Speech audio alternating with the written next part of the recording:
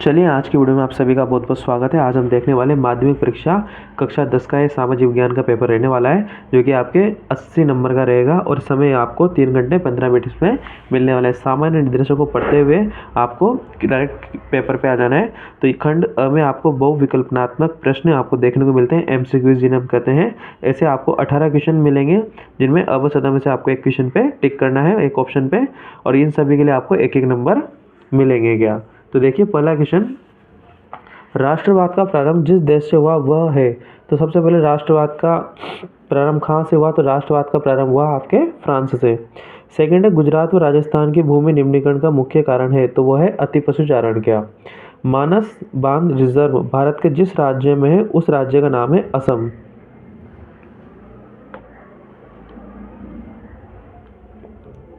अगला क्वेश्चन है, निम्न में से कौन सी कृषि आधारित उद्योग है? तो सूती वस्त्र उद्योग क्या है आपके कृषि आधारित उद्योग है। निम्न में से कौन सा राज्य हजीरा विजयपुर जगदीशपुर पाइपलाइन से नहीं जुड़ा है? तो वो है महाराष्ट्र। किसके छपे हुए लेखों के कारण यूरोप में धर्म सुधार आंदोलन शुरू हुआ है? तो वह है मार्टिन लूथर के द्वारा। भारत में पहला लौह एवं इस्पात संयंत्र कहाँ स्थापित हुआ है? जमशेदपुर में। ब्रिटेन की सरकार ने किसके दबाव में कॉर्नलो को समाप्त कर दिया? तो वह है उद्योगपति व शहरी निवासियों के दबाव में। केसरी का प्रसारण किसके द्वारा किया? तो केसरी का प्रसारण बाल गंगाधर तिलक के द्वारा किया गया था। निम्न में से किस देश के साथ बेल्जियम की सीमाएं नहीं लगती? तो ब्रिटेन के साथ बेल्जियम की सीमाएं नहीं लगती, बाकी इन तीनों देशों के साथ लगती हैं। नवा क्वेश्चन है, भारत में केंद्र और राज्य दोनों को कानून बनाने का अधिकार दिया जाता है किसके द्वारा? तो समवर्ती सूची के विषयों पर इनको अधिकार दिया जाता है। क्या? अगला क्वेश्चन है 12वां क्वेश्चन, निम्न में से किस क्षेत्र की संसद में महिलाओं का प्रतिनिधित्व सर्वाधिक है? तो नार्डिक देश के द्वारा। ठीक है, भारत में निम्न में से कौन सा क्षेत्रीय दल नहीं है? तो इसमें भारतीय जनता पार्टी क्षेत्रीय दल नहीं है। क्या? सत्ता में बैठे लोगों को कामकाज का आलोचनात्मक मूल्यांकन जिस प्रकार की सरकार सफलता की गवाही है वह है आपके लोकतंत्री सरकार। विकास के किस मापदंड के आधार पर हरियाणा राज्य केरल राज्य से अधिक विकसित है? तो वह है प्रति व्यक्ति आय। ऋण के औपचारिक स्रोतों में शामिल नहीं है, वो है नियोक्ता। एक मार्ग प्रमाणित चिन्ह है, वह है खाद्य पदार्थ का। भारत में वैश्वीकरण ने बड़ी चुनौती खड़ी की है, तो वो क्या है? छोटे उत्पादकों और श्रमिकों के लिए।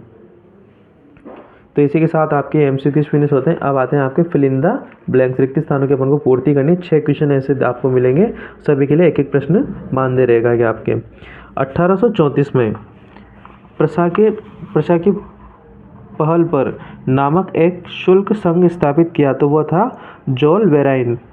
अगला है, यहाँ पे फसलों की शीत ऋतु में अक्टूबर दिसंबर, तो यहाँ आ जाएगा रबी की फसलों को शीत ऋतु में अक्टूबर से दिसंबर के मध्य बोया जाता है तथा अप्रैल से जून के मध्य काटा जाता है।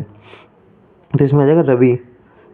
पारादीप पतन राज्य में स्थित है, तो यह ओडिशा में स्थित है आपके।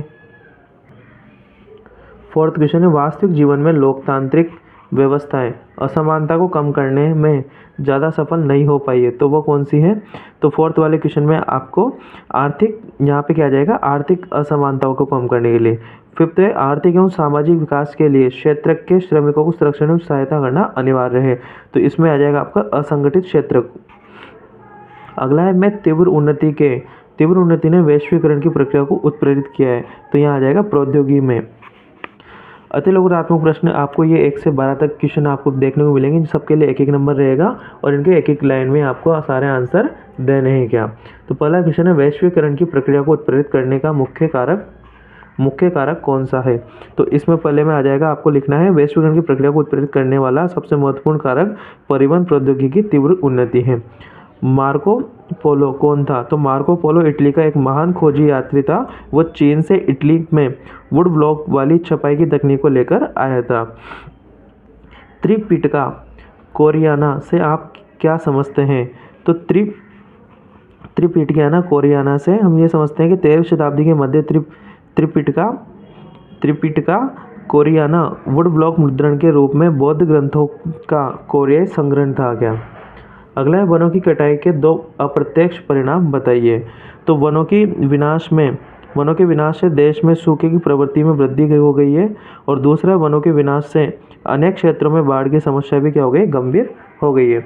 अगला 5वां क्वेश्चन है, भारत में सार्वजनिक क्षेत्र में लगे तथा सरकारी एजेंसियों द्वारा प्रतिबंध तथा सरकार के द्वारा संचालित एक प्रमुख उद्योगों के नाम बताइए। तो वो है आपके स्टील अथॉरिटी ऑफ इंडिया। प्रधानमंत्री ग्रामीण सड़क परियोजना क्या है? तो प्रधानमंत्री ग्रामीण सड़क परियोजना ग्रामीण सड़कों के विकास की एक योजना है। 7वां क्वेश्चन, सत्ता की साझेदारी का क्या अर्थ है? तो सत्ता की साझेदारी अलग अलग समूहों में सत्ता के बंटवारे की प्रक्रिया है ताकि व्यवस्था सुचारू रूप से चल सके। अगला, भारत में जाति ने किन तरीकों से राजनीति को प्रभावित किया है? तो राजनीतिक दलों द्वारा जाति के आधार पर उम्मीदवार को चुनना। लोकतांत्रिक राजनीति किसे कहते हैं? लोकतांत्रिक राजनीति वह होती है जिसमें नियतकालीन चुनाव हो तथा नागरिकों को उनके अधिकारों की गारंटी हो। भारत में मुद्रा जारी करने का कार्य कौन करता है? तो भारत में भारतीय रिजर्व बैंक द्वारा ये कार्य किया जाता है। व्यापार अवरोधक से क्या अभिप्राय है? तो व्यापार अवरोधक सरकार द्वारा लगाए वे प्रतिबंध जिनसे वह विदेशी व्यापार को नियमित करती है क्या? अगला क्वेश्चन है आपका, सूचना का अधिकार से क्या तात्पर्य? सूचना का अधिकार वह कानून है जिसके तहत देश के नागरिकों को सरकार द्वारा निर्णय व कार्यकलापों की सूचना पाने का अधिकार होता है। अगला प्रश्न है, रूढ़िवाद से आप क्या समझते हैं? तो 4th क्वेश्चन है, रूढ़िवाद ऐसा राजनीतिक दर्शन है जो परंपरा स्थापितों संस्थाओं और रिवाजों पर जोर देता है और तेज बदलाव के बजाय क्रमिक और धीरे धीरे विकास को प्राथमिकता देता है, रूढ़िवाद कहलाता है। अगला क्वेश्चन है, रीडर पेस्ट बीमारी के अफ्रीका पर कौन कौन से 2 प्रभाव पड़े? तो 5वें क्वेश्चन में आपको लिखना है, पहला कि इस बीमारी से अफ्रीका के 90% पशु मारे गए और दूसरा है पशुओं के मर जाने से अफ्रीकी लोगों के रोजी रोटी के साधन समाप्त हो गए। इसके परिणाम स्वरूप संपूर्ण अफ्रीकी धीरे धीरे यूरोपीय उपनिवेशकारों का गुलाम हो गया। अगला क्वेश्चन है, प्रकृति प्रौद्योगिकी एवं संस्थाओं के परस्पर अंतर संबंध को समझाइए। तो हमारे पर्यावरण में उपलब्ध वस्तुओं की रूपांतरण प्रक्रिया प्रकृति प्रौद्योगिकी तथा संस्थाओं के परस्पर अंतर संबंध में निहित है। इसके केंद्र में मानव है। मानव प्रौद्योगिकी द्वारा प्रकृति के साथ क्रिया करते हैं और अपने आर्थिक विकास की गति को तेज करने के लिए संस्थाओं का निर्माण करते हैं। अगला क्वेश्चन है आपका 7 नंबर का,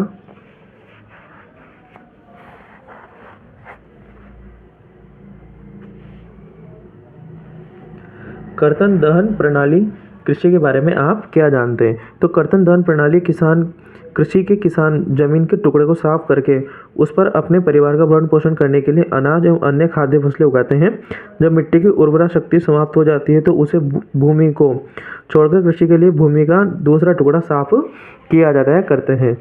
अगला क्वेश्चन है, बहुसंख्यावाद को बनाए रखने के लिए श्रीलंका की सरकार द्वारा कौन कौन से कदम उठाए गए हैं? तो इसमें पहला है, सिंहली भाषा को राजभाषा घोषित कर दिया। सिंहली लोगों को सरकारी नौकरी तथा कई और क्षेत्रों में प्राथमिकता देकर कई प्रकार की सुविधाएं दी हैं।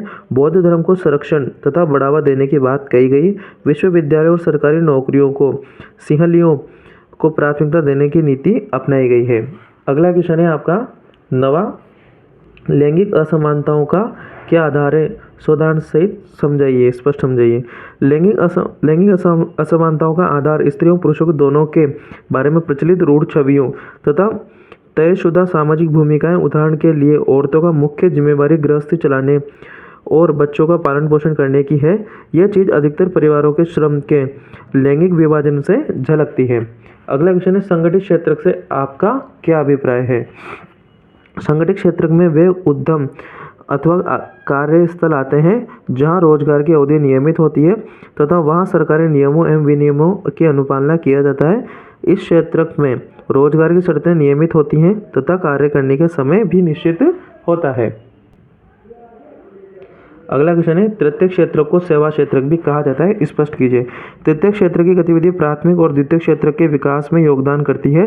ये गतिविधियां स्वतः वस्तुओं का उत्पादन नहीं करती अपितु उत्पादन प्रक्रिया में सहयोग करती है। चूंकि ये गतिविधियां वस्तुओं के स्थान पर सेवाओं का सृजन करती है, इसलिए तृतीय क्षेत्र को सेवा क्षेत्र भी कहा जाता है। अगला प्रश्न है 12वां, बहुराष्ट्रीय कंपनी से क्या आशय है? इसकी कोई दो विशेषताएं बताइए। तो बहुराष्ट्रीय कंपनियों की ऐसी कंपनियां होती हैं जिनका व्यवसाय एक से अधिक राष्ट्रों में फैला होता है। इनकी विशेषताएं निम्न है। पहला, बहुराष्ट्रीय कंपनियों का मुख्य उद्देश्य अपने व्यापार का अंतर्राष्ट्रीय स्तर पर विस्तार कर इनके अधिक से अधिक लाभ कमाना होता है। सेकंड, बहुराष्ट्रीय कंपनियां उन देशों में अपने उत्पादन के लिए कारखाने स्थापित करती है जहां से उसे सस्ता श्रम व अन्य संसाधन मिल सकते हैं क्या। अगला क्वेश्चन है, विकास में शिक्षा के महत्व को स्पष्ट कीजिए। तो शिक्षा के माध्यम से लोगों के ज्ञान को बढ़ाया जाता है तथा उन्हें अधिक कुशल बनाया जा सकता है, जिससे व्यक्ति अधिक उत्पादन बन जाता है। अतः शिक्षा के माध्यम से लोग अधिक आय अर्जन कर सकता है। इससे उसके जीवन स्तर में सुधार होता है। साथ ही देश की राष्ट्रीय आय में भी वृद्धि होती है। इसी के साथ ही आपका ब सेक्शन यहाँ पे पूर्ण रूप से कंप्लीट होता है। अगला खंड आपका स वाला आता है, जिसमें दीर्घ उत्तरीय प्रश्न आपको देखने को मिलते हैं। लगभग आपको 100 शब्दों में आपका आंसर कंप्लीट करना होता है और इसके लिए आपको 3 नंबर मिलते हैं क्या प्रत्येक प्रश्न के लिए। तो देखिए क्वेश्चन नंबर 14, 19वीं शताब्दी में भारतीय सूती वस्त्र उद्योग का पतन होने लगा है, व्याख्या कीजिएगा। अथवा करके एक और क्वेश्चन है इसमें, 1750 के दशक तक भारतीय सौदागरों के नियंत्रण वाला नेटवर्क टूटने लगा था, व्याख्या कीजिए। तो इसमें है 19वीं शताब्दी के आरंभ में भारतीय सूती वस्त्र उद्योग का पतन होने लगा। इसके लिए निम्नलिखित परिस्थितियां उत्तरदायी हैं, जिसमें पहला है, इंग्लैंड में कपास उद्योग के विकास के लिए उद्योगपतियों का दबाव। सरकार ने भारतीय कपड़ों पर आयात शुल्क लगा दिया ताकि मैनचेस्टर में बने कपड़े बाहरी प्रतिस्पर्धा के बिना इंग्लैंड में सरलता से बिक सके। सेकंड पॉइंट है, कम लागत पर मशीनों के बनने वाला आयातित कपास उत्पाद इतने सस्ते हों कि बुनकर उनका मुकाबला नहीं कर सकते थे। और थर्ड इसमें लिख सकते हो कि भारतीय बुनकरों को अच्छी किस्म के कपास की प्राप्ति भी नहीं हो रही थी। अगला क्वेश्चन है, छत वर्षा जल संग्रहण की विधि समझाइए। अथवा करके बहुउद्देशीय परियोजनाओं तथा बड़े बांधों ने नए सामाजिक आंदोलनों को जन्म दिया है, स्पष्ट कीजिए। तो इसमें आप लिख सकते हो, छत वर्षा जल संग्रहण की विधि निम्न प्रकार है।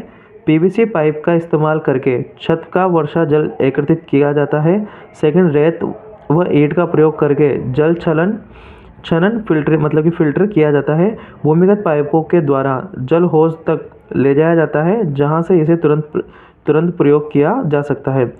अगला पॉइंट है, हौज से अतिरिक्त जल बेकार पड़े कुएं तक ले जाया जाता है। कुएं का जल भूमिगत जल का पुनर्भरण करता है, बाद में इस जल का उपयोग किया जा सकता है क्या। अगला क्वेश्चन है आपका 16वां, भाषीय राज्यों का गठन क्यों हुआ, इसके क्या लाभ हुए। अथवा करके संघीय शासन व्यवस्था से आप क्या समझते हैं, भारत में सत्ता के विकेंद्रीकरण के कोई 2 लाभ बताइए। तो पहला है, भारत में भाषीय राज्यों का गठन एक सुनिश्चित करने के लिए हुआ है, एक भाषा बोलने वाले क्षेत्र एक राज्य में आ जाए। भारतीय राज्यों से लाभ, इसमें भाषावार राज्य बनाने में देश अधिक एकीकृत और मजबूत हुआ है और इससे प्रशासन अपेक्षाकृत अधिक सुविधाजनक हो सका है। 17 क्वेश्चन, भारत में साख के अनौपचारिक स्रोतों के दोष बताइए, कोई 3। और अथवा करके वस्तु विनिमय प्रणाली की प्रमुख समस्याओं को स्पष्ट कीजिए। तो इसमें पहला क्वेश्चन देखिए आप, साख के अनौपचारिक स्रोतों के दोष आने निम्न प्रकार है। पहले, भारत में अनौपचारिक स्रोतों द्वारा ऊंची दर पर ऋण दिया जाता है और यह उधार कर्जदाताओं की आय बढ़ने का काम कम ही कर पाता है क्या। सेकंड, अनौपचारिक स्रोतों द्वारा अत्यंत कठोर शर्तों पर ऋण दिया जाता है। तीसरा है, ऋण न चुकाने की स्थिति में ऋणदाताओं कृषकों का अनाज सस्ते में खरीद लेते हैं तथा कई बार उनसे अपने खेतों या घरों में भी बिना वेतन के कार्य करवाते हैं। इसी के साथ ही आपका स सेक्शन में यहाँ पे मतलब कि खंड स भी फिनिश होता है। अगला क्वेश्चन है आपका खंड द आता है। इसमें निबंधात्मक प्रश्न होते हैं, लगभग 250 शब्दों में आपको अपना उत्तर लिखना होता है और प्रत्येक प्रश्न के लिए आपको 4-4 नंबर मिलते हैं क्या। तो पहला क्वेश्चन है, प्रथम विश्व युद्ध में भारत में राष्ट्रीय आंदोलन के विकास में किस प्रकार योगदान दिया। और आप सिविल नाफरमानी आंदोलन, सिविल अवज्ञा आंदोलन में हिस्सा लेने वाली एक महिला है और इस अनुभव के आपके जीवन में क्या अर्थ रहा है। तो यहाँ से ये चीज़ कंफर्म है कि आपका एक आंदोलन तो इसमें पेपर में 100% आ ही रहा है क्या। तो आंदोलन को अच्छे से पढ़ के जाएं। अगला है, और सेकंड चीज़, आपके 19 वाले क्वेश्चन में हर बार आपको ये क्वेश्चन देखने को मिलेगा कि कोई ना कोई से राष्ट्रीय पार्टी के बारे में आपसे क्वेश्चन पूछा जाएगा क्या। और जहाँ तक हो सके भारतीय जनता पार्टी और नेशनल कांग्रेस से ही क्वेश्चन बनने की संभावना ज़्यादा रहेगी आपके। भारतीय जनता पार्टी के बारे में आप क्या जानते हैं बताइए, इंडियन नेशनल कांग्रेस के बारे में आप क्या जानते हैं वर्णन कीजिए। तो इन दोनों में से 100% पेपर में आपके एक क्वेश्चन देखने को आपको मिल जाएगा। 20वें क्वेश्चन में आपको भारत का मानचित्र दिया जाएगा, जिसमें आपको ये सारी चीज़ें आपको वहाँ पे फिल करनी आती है। ये ऊपर वाली 4 कीजिए या फिर नीचे वाली 4 कीजिए। इंडिया का मैप हमेशा आपको वहाँ देखने को मिलेगा और एक कन्फर्म क्वेश्चन आंदोलन से पूछा जाएगा और एक पार्टी के बारे में आपसे पूछा ही जाएगा।